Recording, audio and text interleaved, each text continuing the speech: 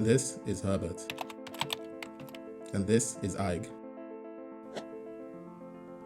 20 years ago, they convinced their friends and family to put down their homes, their property, and all of their life savings as collateral to finance the acquisition of a failing regional bank that was in trouble with the regulator.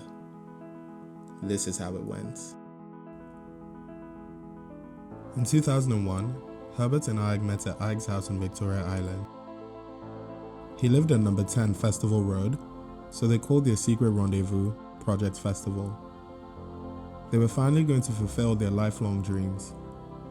But they had to act fast because around that time, things were rapidly changing in Nigeria.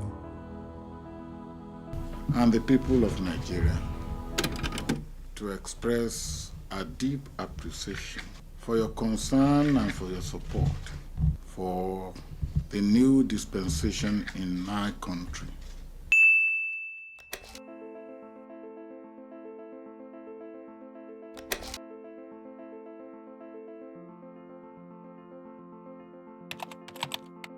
In the early 2000s, Nigeria was transitioning to democracy and was primed for an economic explosion.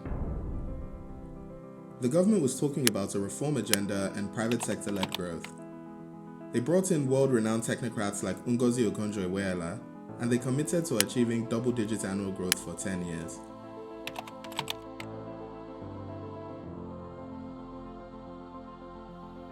The family-run model that characterized the industry throughout the military era was no longer going to work in the new democracy. So, the opportunity to own a bank as an individual was quickly coming to an end. But how did the opportunity come about in the first place? Why was it possible for two 35-year-old executives to buy a bank for themselves?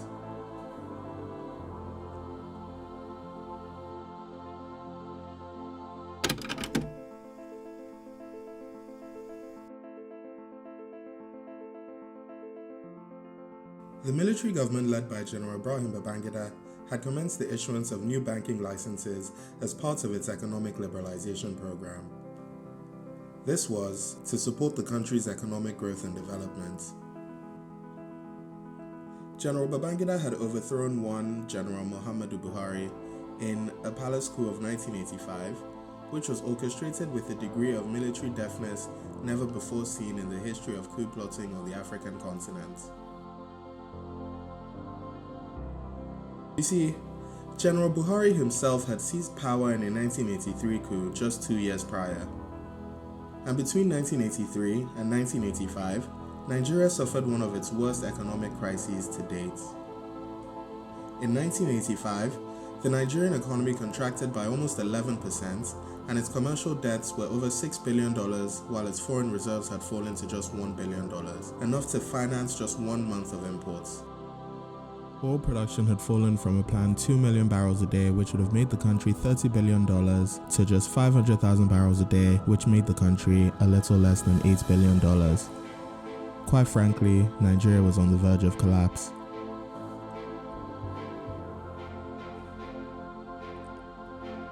The IMF and the World Bank had put pressure on Nigeria's military government to do something about an inadequate number of licensed banks to deal with certain economic crimes.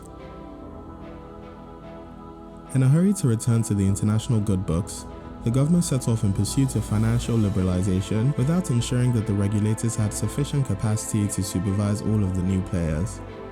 The Supreme Military Council instituted financial reforms and started aggressively distributing banking licenses. You needed a minimum capital of 3 million naira for a merchant banking license and 6 million naira for a commercial banking license. Most investors applied for a merchant banking license, believing that the big four commercial banks were just too large to compete against. It was also much easier to raise 3 million than 6 million. As these things happened, the issuance of licenses was abused, and it became a way for corrupt individuals to gain access to foreign exchange at the official rate, which they could then sell off at parallel market rates. The margin between the official rate and the parallel rate could be as big as 50 to 100%. This allowed the owners of these banks to make millions of dollars weekly. By 1991, in just a span of 3 years, over 100 of these new banks had come into existence, bringing the total number of banks in Nigeria to 240. Within 9 years, there would be less than 90 of these banks still in existence, and by 2005, there would only be 25 total banks in Nigeria. Of the 90 remaining banks, it was clear for everyone to see that the most efficient banks in the country were those run by professional owner-managers. These were the alumni of the merchant banks of the 1980s that had technical partnerships with well-respected American investment banks.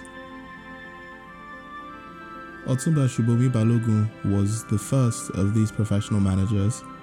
He founded First City Monument Bank and blazed the trail for other professional managers, showing them that they could invite investors to back them and run good professional banks and make a lot of money. Following in his trail, the modern Nigerian banks were founded. GTB by Fola Adeola, IBTC, now Stanbic, by Atedu Peterside, Zenith Bank by Jim Ovia.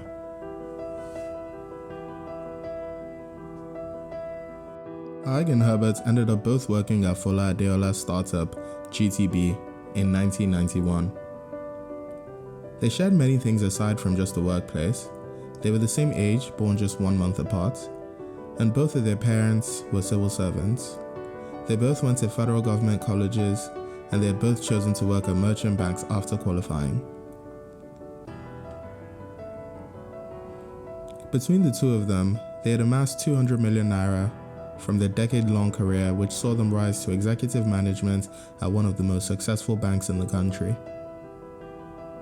They secretly hired a team of lawyers and investment bankers to work on Project Festival. After a year of fruitless search, they were presented with an opportunity. Access Bank, a failing commercial bank that, along with a number of other banks, was embroiled in a foreign exchange scandal with the Central Bank of Nigeria. They needed to raise 1 billion naira in an attempt to recapitalize. In order to take up all the shares on offer, they needed to raise an additional 800 million naira. They went around and pitched the idea to their friends and family, who offered their landed properties and deposits as collateral to finance the acquisition, pulling off the first of its kind in the country. Now they owned a failing bank. They'd made a fancy pitch to the board of directors that they would take Access Bank from the 70th in Nigeria to a top 10 bank in 5 years. But now they actually had to do it. To let you know the state of Access Bank at the time, Aig and Herbert were able to buy 52% of the outstanding shares using their combined net worth of $2 million plus an additional $8 million loan secured by the assets of their friends and family. The bank was so small that its entire foreign currency balance sheet was less than Aliko Dangote's credit card limit. Aig assumed control as the managing director of Access Bank and became relentless in the execution of his vision. He worked 18 hours a day, 7 days a week for 11 years straight, and developed a reputation for operating a sweatshop with extremely high attrition. He firmly believed that greatness comes at a cost, and that they had to sacrifice to achieve the goal. While the toxic work culture remains a stain on his legacy, failure would have meant financial ruin not just for him, but his and Herbert's close associates who placed their belief in them. So, they did whatever they could to win new clients. They began essentially providing free management consulting services to their potential clients by learning the ins and outs of their clients' businesses and coming up with custom financial solutions to either increase revenues or reduce costs. With some luck and a little bit of faith from their corporate contacts, they were in business. Within 3 years, they acquired 2 small domestic banks. After another 3 years in 2008, they acquired another 3 banks in Côte d'Ivoire, Congo, and Rwanda. In the same year, Herbert and Aig also set up subsidiaries in Sierra Leone, Zambia, and the United Kingdom. In 2012, Aig was preparing to hand over the reins to Herbert as they had planned. Access had just announced the conclusion of its acquisition of the former Intercontinental Bank, transforming Access into a top 4 commercial bank with almost 6 million customers. At this point, Herbert and Aig each owned 750 million shares of Access Bank, which, after this new acquisition, meant that they were each worth almost $30 million, after investing just $900,000 merely a decade before. Today, Herbert remains the CEO of Access Bank, which has now become the largest bank in Nigeria by assets and the largest bank in Africa by customer base, with over 30 million customers. Access Bank is now present in 18 countries, exporting Nigerian financial services across the continent, while signing agreements to open a full-fledged office in Paris in a bid to expand to Europe and export Nigerian financial services there. Its shareholders' funds has grown from $20 million when it was acquired to $1.8 billion today.